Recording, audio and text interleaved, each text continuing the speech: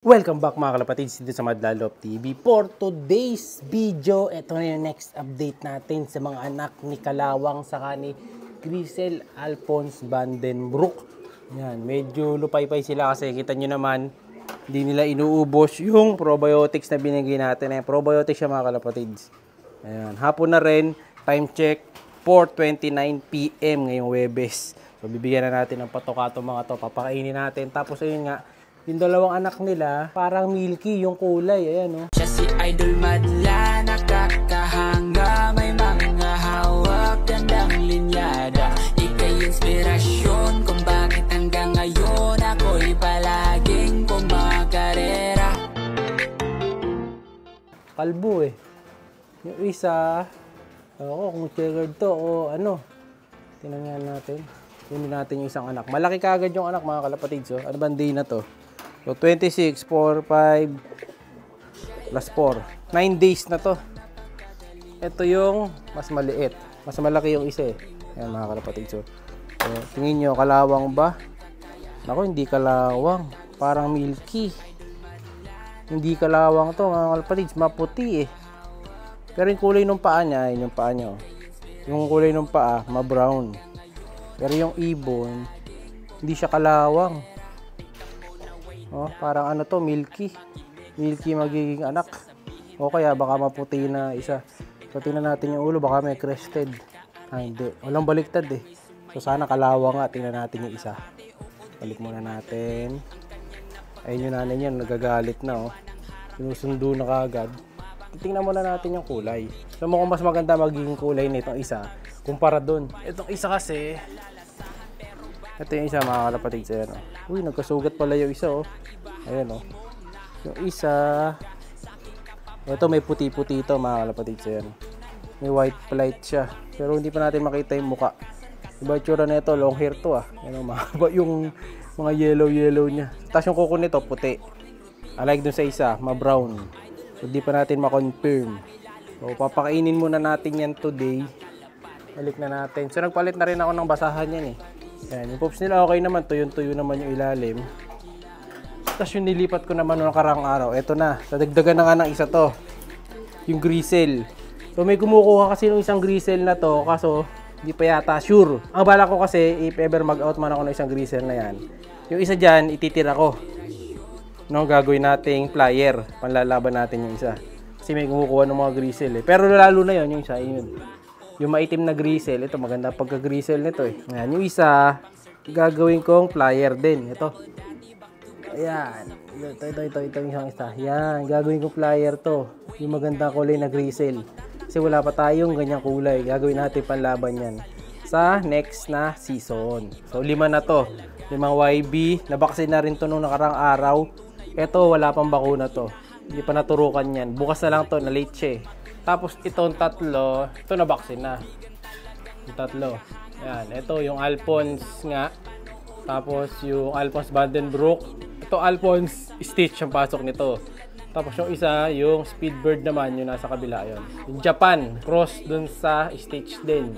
Hindi ako nagkakamali, Japan Stitch to. Ito yung maliit. Maganda to, yung maliit. Maliit nga lang siya. Supplier din yung tatlo na yan. Saka itong isa natin dito. So yan ang mga bago natin, mga ibon. Ito, manapisa na rin to na itim. Malaki na rin sila. Ayun na sila oh. Yan. Pero di nila anak to mga kalapatids ha. Ito black na Peter Van de Merwe. Kapares niya naman tong Tiger Grisel na Muleman. So ayan ang anak nila. Pero hindi nila tunay na anak yan. Yung tunay na magulang yan, yung nandito. Ayun, yung nasa kabila. Yung Alphonse Vandenbroek. Ayan. Hindi nila ano yan, anak ha. Kasi walang similya yung itlog nila nakaraan eh. Ayan, sara natin. Yan. Mas tatakas yan. Ito namang kabila, hindi rin nila anak to. Anak to nung galing kay Idol Freeway. Ayan, ito na yun, yung dalawang anak. Ito nyo itsura nila oh. Itim yung mga muka. So tingin ko Grisel to. Ayan mga kalapatids oh. Ang puputi, ang kikinis. Oh, Grisel to mga to. Kita nyo yung mga mukha oh. Itim yung mga itsura. So papalitan din natin ng ano to, ng pinaka sahig. Ayan, oh, kasi nababasa sila. Pag hindi naaarawan yung pinaka sahig nila yan, oh, diba? Pag lagi silang poops ng poops, inom na inom yung magulang, nababasa. So dapat laging palitan. Mapuputi oh. So ano muna natin, palit-palit.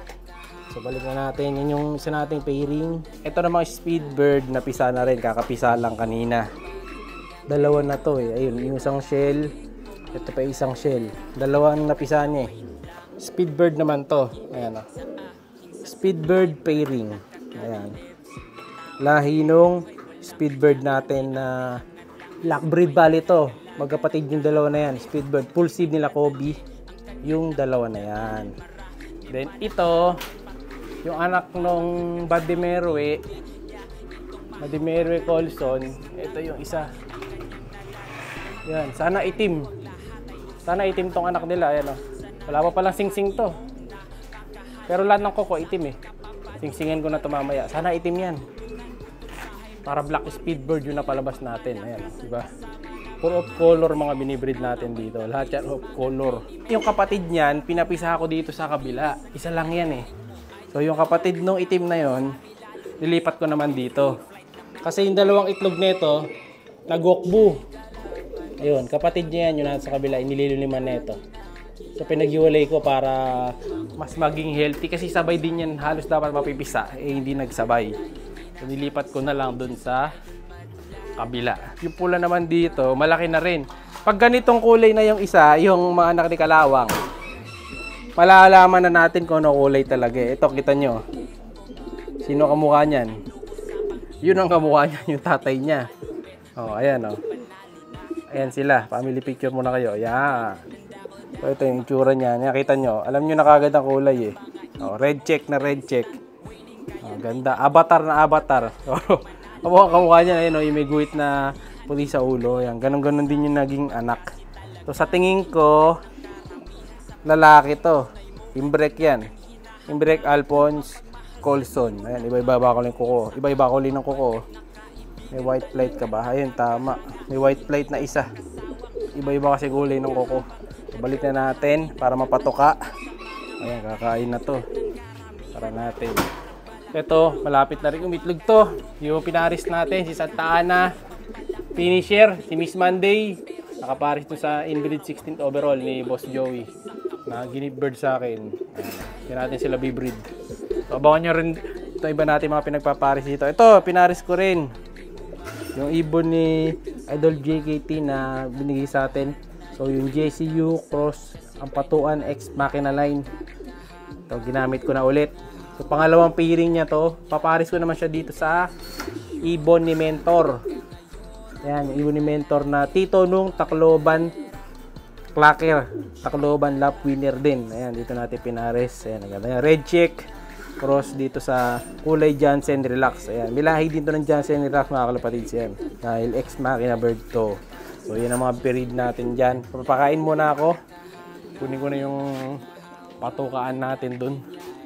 Pakita ko rin pala sa inyo yung pinapakain natin para makita nyo yung mga ginagamit namin na feeds. Ayan, yun ang ginagastos natin mga kalapatids. Biruin nyo, ilang sako yan. 1, 2, 3, 4, 5, 6, 7. So, 7 sako ako per month. Ang gastos natin sa patukan ng mga kalapati natin. So, 7 na sako yan. So, bali 7,000 mahigit. So, nasa ano yan eh. Halos 8,000 hanggang 9,000. 8 to 9,000. Kasama na yung mga feeds ang gagastos natin monthly. Kaya mabigat ang mga patuka mga kalapati. Kaya siyempre, nagbabawas din tayo ng mga kalapati para may pantustos tayo sa mga patukaan nila. So ayan, magpapatuka na ako mga kalapatids. Gutom na yung mga breeder natin. Love nyo ulit. Bukas ulit. Like, share, subscribe. Ingat! Siya'y kalapatistang napakagaling na kinakilala.